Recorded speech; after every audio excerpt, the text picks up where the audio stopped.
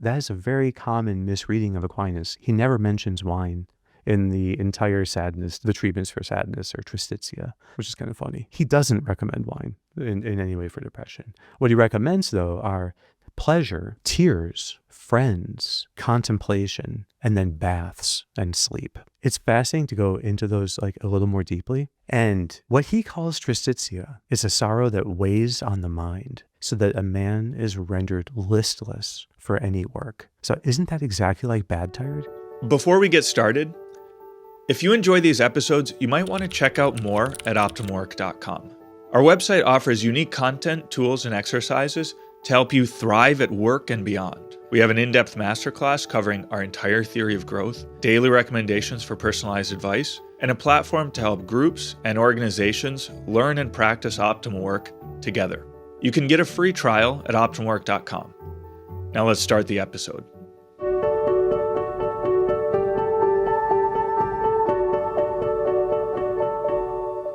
Hey, this is Sharif, here with another episode of the Optimal Work podcast, joined by Dr. Kevin Majors. Kevin, good to be back here with you again. Sharif, thanks for having me back. Yeah, Kevin, I'm excited for our 6th episode in our series on depression, energy, tiredness, burnout, motivation. All of these topics have come up, so it's great to be exploring this. And now getting to our 6th episode, coming off like a huge 5th episode, tying together a lot of things and drawing the parallel between panic and anxiety on the one hand, and then depression, low energy on the other hand. So maybe we could just, pause, and for people just tuning into this episode, give a little background on where we've been so far in this series. Sounds great. So I think the fundamental idea of the whole series is that adenosine can trigger in us either a good tired or a bad tired feeling. And that depends on which of the receptors it's hitting. And it first hits the good tired ones. They're called type 1 or A1 receptors. And ideally, that's it.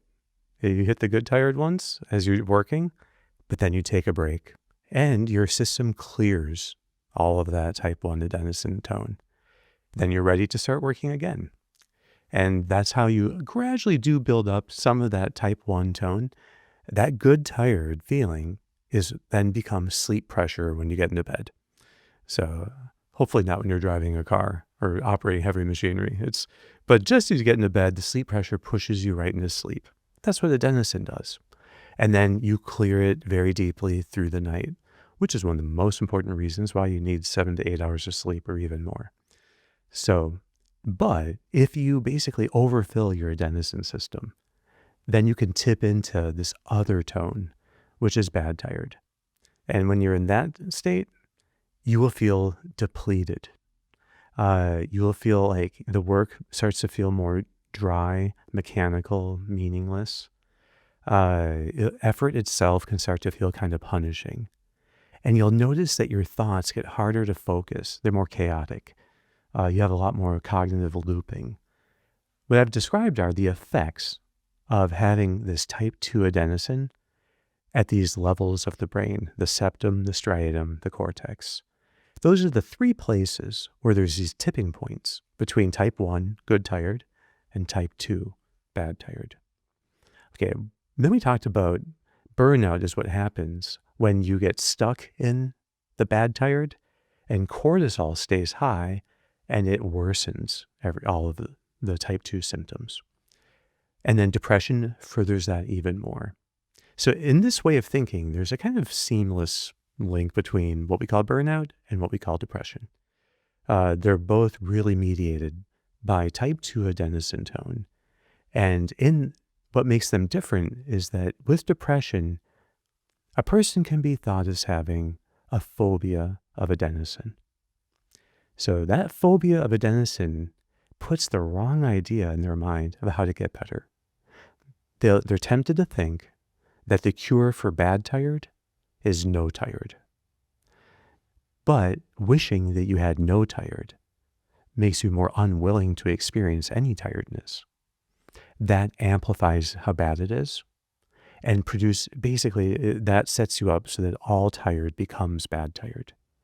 And the dynorphin system, which is what happens when you're unwilling to experience something, you get dynorphins attached to it, only worsens type 2 dominance in the levels of the septum, the striatum, and the cortex.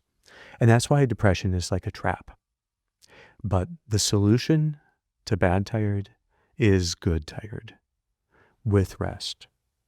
And so that's what we're going to talk about here, the understanding of how do we overcome depression, burnout, bad tired, because what treats one treats all of them.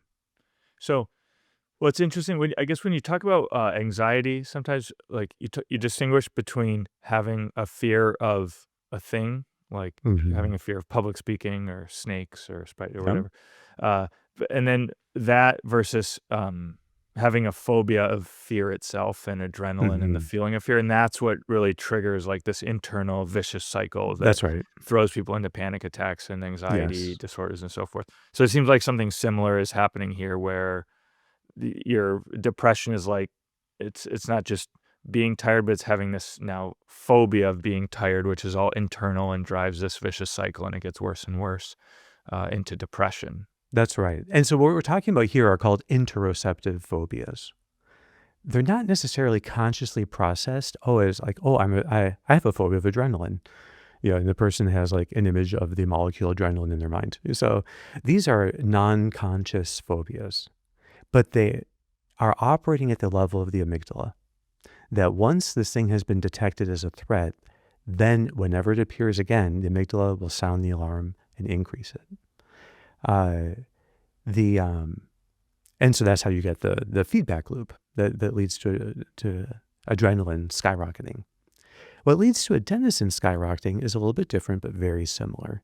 The person is unwilling to experience any tiredness, and that makes it amplified by their dynorphin system.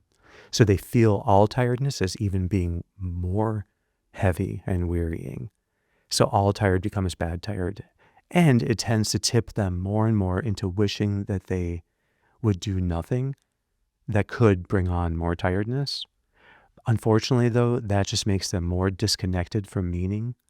It makes them not have replenishing cycles of effort and rest for the striatum. And it leaves them more subject to cognitive looping, ruminating endlessly on why do I feel like this? Why am I like this? Why can't I get better? So that looping, which in fact generates even more adenosine than focused work does. So what we're trying to do is to retrain people to have a kind of a rhythm of vitality in their life. So that's what I'd like to go through a little more in this. And I thought it'd be really helpful for us to actually revisit Aquinas and his treatment for depression. Because if we look closely at those, in fact, he was already onto all of these dynamics. So I think it's really fascinating to do a deeper dive into Aquinas. Yeah, I mean, you're pretty critical of him in the last episode, so I don't know if maybe after thinking about it, you came around a little bit more. Well, what's funny is that what gave me such pause last time was the idea that he also recommended wine. And in fact, that is a very common misreading of Aquinas. He never mentions wine in the entire sadness, like the treatments for sadness or Tristitia. But almost always when people refer to it, wine makes the list, which is kind of funny. He doesn't recommend wine in any way for depression. What he recommends, though, are pleasure, any pleasure. And that's deep. We'll have to get into what he means by that. Tears, friends, contemplation, and then baths and sleep, which he puts together as one thing. So it's fascinating to go into those like a little more deeply, but to say what was in his mind the thing he was trying to treat, like how is he defining this? And what he calls Tristitia is also called by him weariness, tedium, where we get our word tedious. And so it's a sorrow that weighs on the mind, so that a man is rendered listless for any work. So isn't that exactly like bad tired? So when you read him, you see that, okay, he has a concept here of a sorrow that is identical to what we would call bad tired. But then you go further and you go into his understanding of acedia.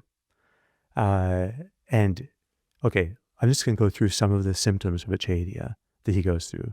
So there's a loss of joy and meaning. There's weariness and even paralysis of action. There's restlessness and seeking distractions. There's cynicism and resistance. There's avoidance and withdrawal. There's despair and detachment. Right? All of the boxes that we've been talking about in burnout they're all checked.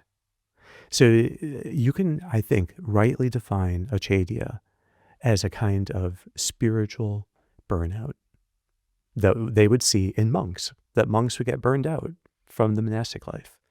Or even at its worst, you could say a kind of existential depression. Although I haven't found the idea of the phobia of tiredness in him per se. But certainly the idea of burnout is super clear.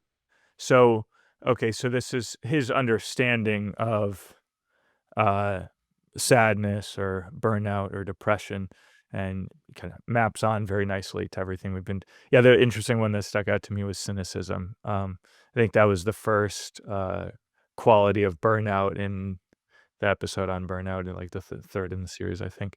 And then the inability to do work. So it fits very well, I think, our understanding of what we see. And you can see all of those in Aquinas. You see them listed. You see them listed as daughters of acedia.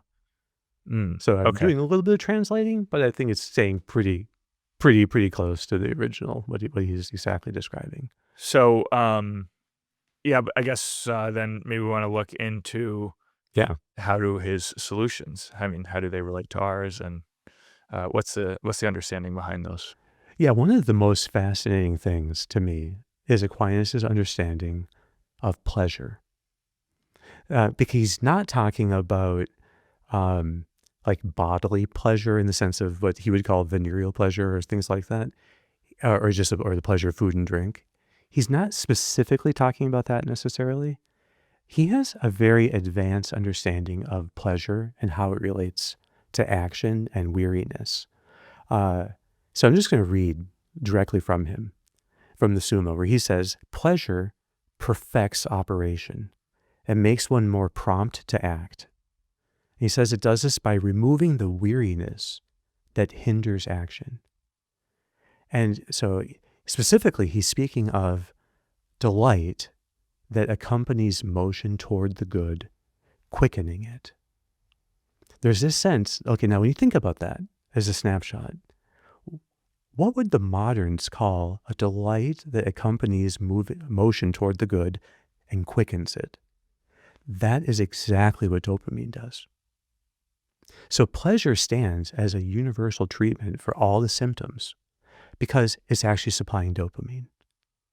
And so this is actually the best description of dopamine and its effects in all pre-modern literature. Remarkable that he will lay out in other places when he talks about how do we get moved to act. It starts with desire, which becomes hope, which then becomes this pleasure that anticipates the action and quickens it. Then it becomes the action, and then it's the fruition, which is the pleasure that accompanies the done act. And that's a very different system. Now we would say that the pleasure that accompanies the finished action is more mediated by endorphins, opioids. But the pleasure that is the quickening kind, that actually moves you to act, which anticipates the whole action, that's what dopamine does. All right, and that is the universal treatment for depression.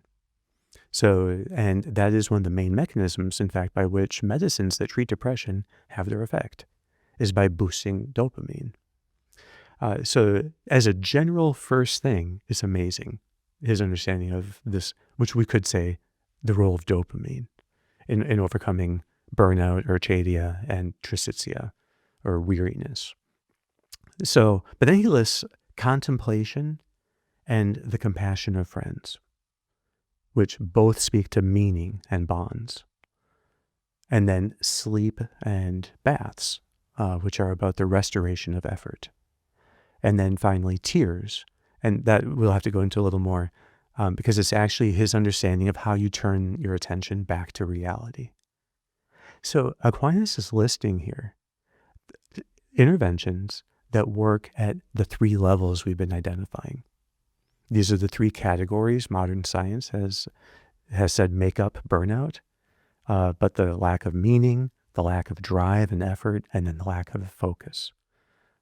So all of that is being addressed. So, Kevin, one thing that jumps out to me here is that if you have someone who's depressed or even bad, tired, or then there's a certain difficulty that they have in doing things and in finding meaning in things. Everything seems difficult. There's a cynicism, etc. So, so how do you to say, well, okay, just start doing things with delight? I mean, that doesn't seem like super actionable. So it's like just basically you might as well just say stop being depressed, right? So how do you get around that? I mean, so you need to find some kind of point of leverage here, right? That they can change, and you not just saying, well, feel the opposite of how you actually feel. Yeah. I think that what Aquinas would say is that it begins with the intellect. And this is what happens when you can really pay attention to the world and the people around you, to get out of your head and into your life, to quote an acceptance increment therapy book. So this very modern idea is actually at the part of what the core of what he's talking about.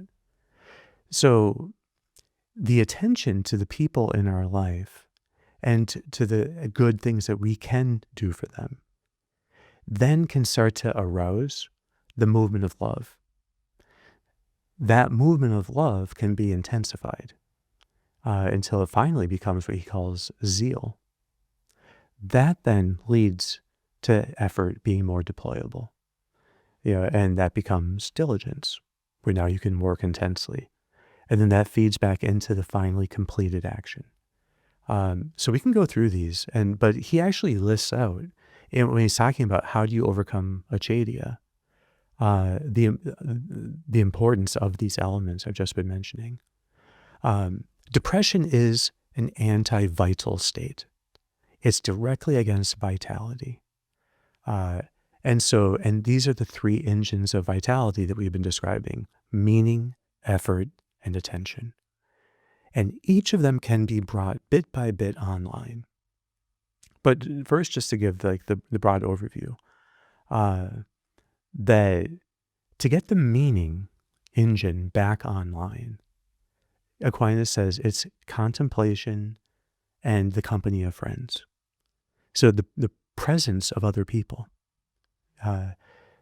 that presence starts to bring a sense of meaning back into life, to counteract the isolation that so often accompanies depression.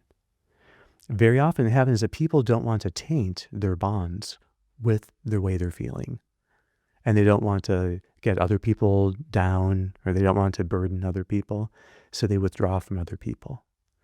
But in fact, I would say that if contemplation and, which you can think of as a kind of silent love, and the company of friends, if those are really important, then we have to go directly against any urge to isolate. Because Aquinas says that then you actually need to, essentially fan the flames of affection until one arrives at zeal. So zeal is a kind of fervor of love, which is like, okay, now I'm ready. Let's do something. He explicitly says that to overcome acedia, that you need zeal, which is born of love. Mm-hmm. What's fascinating about the way he describes the cures, one part is rest, and that's where you have sleep and warm baths. But the other part, he says, is work, diligent work, to actually have, to be investing yourself diligently into what you're doing. So diligent work gives the channel to zeal to then enter into the task. It's kind of now love finally in motion. But the fact that he has these two things of work and rest, doesn't that speak very well to the striatum and how you want to have a challenging goal that brings in, the meaning, but then there's this rhythm. Exactly. So there's on and off, and then on and off. And in depression, it doesn't have to be big. It can be something very small, but still with the rhythm. It's like you start rocking something back and forth gradually, and then it can rock more and more and get free. That's how you start to restore this, people to movement from being stuck. In your original list, Kevin, where did work come in? Was that? It's actually, he adds it when he's talking about Acedia, overcoming Acedia. Okay. That's when he adds the importance of zeal and work. So it's not one of those original 5 that you mentioned? It's not one. It's not the list of the 5, but it does get added to the treatment for Acedia itself. Before we continue, a brief message. If you're benefiting from these discussions, please take a moment to hit like and subscribe. Doing so helps us to reach more people. So you're not just learning, you're also helping others to discover a path of growth and flourishing. Thanks for your support. So it's interesting because it seems like he's looking at like rebuilding meaningful action in a person. So someone with this sadness, frustration, depression is not able to like meaningfully act in the world, right? And so that's what he's trying to rebuild, is this capacity. So it's not, I think earlier when we talked about him last episode, I kind of gave the impression that he's like advocating taking a vacation and you just relax, restore, and then come back. But he's really talking about rebuilding a habit. Exactly. Yeah, and the way his mind works also, when you go to, what does the intellect provide that is the initial spark? And that's a kind of insight. It's the light of an ideal that you can now aim for in the action. So there's some light of reason in reference to what you're about to do. So that ideal, there's an insight there. That can spark then the meaning engine, which is then where love can give birth to actual zeal to do something. That then sparks the next effort engine, which is where, in fact, hope is the virtue that gives rise to diligence. So charity gives rise to zeal. Hope gives rise to diligence. And then in the intellect, again, where it completes, faith, which is being tuned into reality for him, is what gives rise to the insights, the light of the ideals. So he sees it as, in fact, real vitality is the working of faith, hope, and charity. But that's shown in their effects. And the effect of charity is zeal, of hope is diligence, and then of faith is the insight. Yeah, you have here like the cognitive behavioral perspective, where it's both the ideas and the intellect, but also the will and the actions, and working together. Exactly, and that the light of what we see with our intellect. On the one hand, faith gives us the light of different ideals to live by. And that's a kind of fact that everyone would agree with, right? That where do people get their highest ideals? Somehow from their worldview, from their vision of faith. But he also has this very secular idea, you could say, of what it means to ground your attention in reality. And this gets to when he talks about the importance of tears. Okay, so to be freed from ruminating, the cognitive looping where people get stuck, ruminating, worrying, obsessing, he says that we should externalize it by speaking and by crying. And so you could say this is how you get your attention unstuck from unreality, engaging reality again. But it's a very modern concept. I'm going to read this. He says, a hurtful thing hurts yet more if we keep it shut up, because the soul is more intent on it then. Whereas if it be allowed to escape, the soul's intention is dispersed, as it were, on outward things, so that the inward sorrow is lessened. So he's talking about what in CBT, in ACT, we would call cognitive diffusion. That the act of externalizing what the fearful, sad thought allows you to get a new kind of distance and perspective on it, right? So that your attention is dispersed. That's what cognitive diffusion does.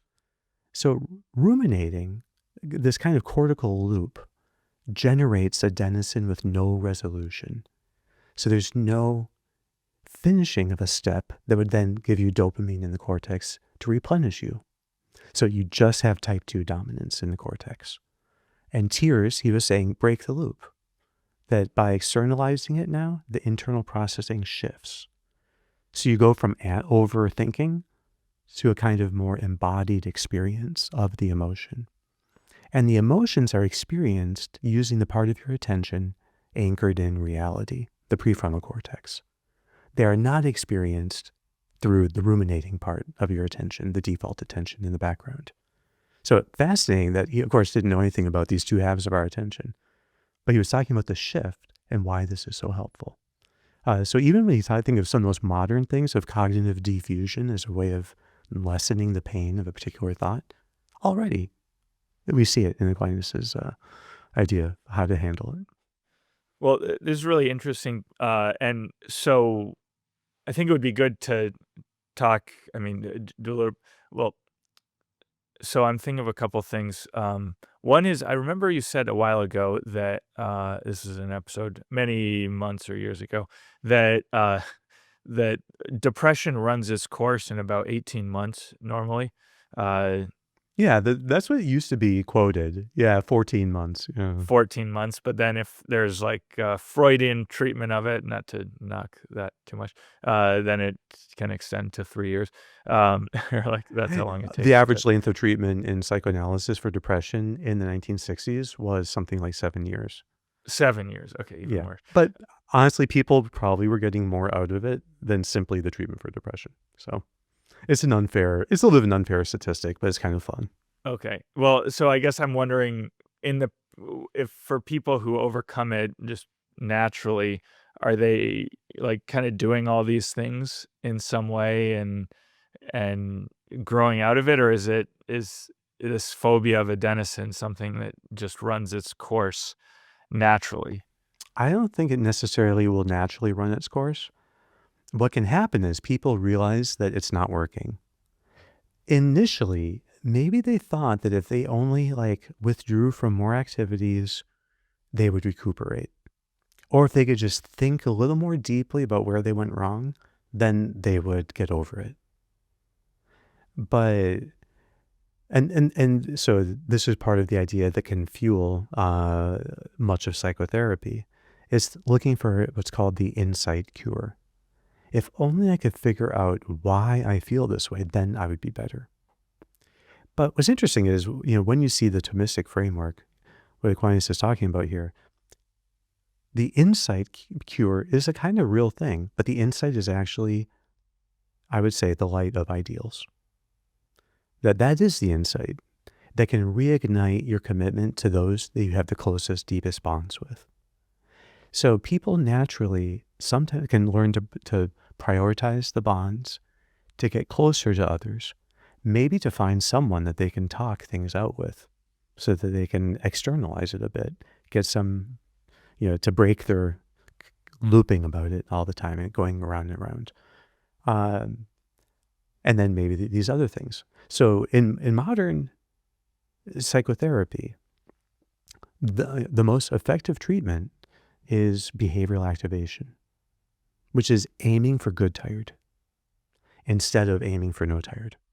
So you deliberately, and the way you do it is a structured rhythm in your day where you schedule certain bits of work you're going to do. Interesting that it also, as part of behavioral activation, you take a task and you break it into several steps. So it makes it easier to get replenished as you go through one by one, or even to just do one step and then take a break and then come back into another step. The goal is to welcome the sense of tiredness when it comes, so that people can, might have this unspoken phobia, of like suddenly being so depleted that they can't do anything. But the more they, in fact, chase the depleted feeling, pursuing that type 1 activation, within limits, not working more than 90 minutes at a time, in fact, the more energy they end up getting. Mm-hmm. Yeah, I think this is maybe a good note for us to end on, which is that the golden hour itself is a way of restoring vitality, generating the good tired, not the bad tired, and can even be seen as having all the elements needed to overcome burnout and depression.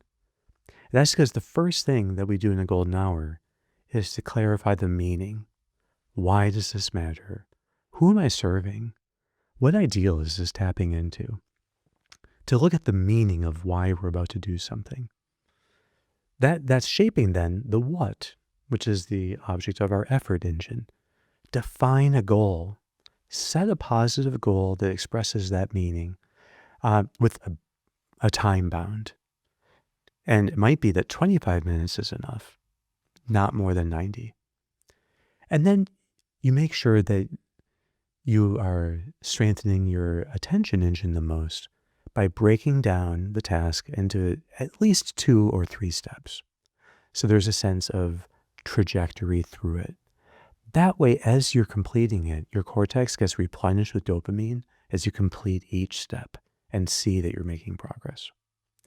So the golden hour does bring all these things together. But probably there's a lot more we can say, though, about now, how do you really optimize, meaning if you have a hard time feeling the affection and the zeal? How do you optimize effort? How do you optimize attention? There's more we can go into in all of that.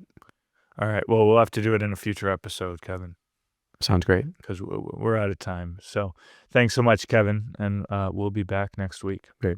Thank you, Sharif. Thanks for tuning in to today's episode. If you enjoyed our conversation and you're looking for more in-depth guidance, check out optimwork.com, our unique platform that delivers content, tools, and exercises to help you thrive at work and beyond.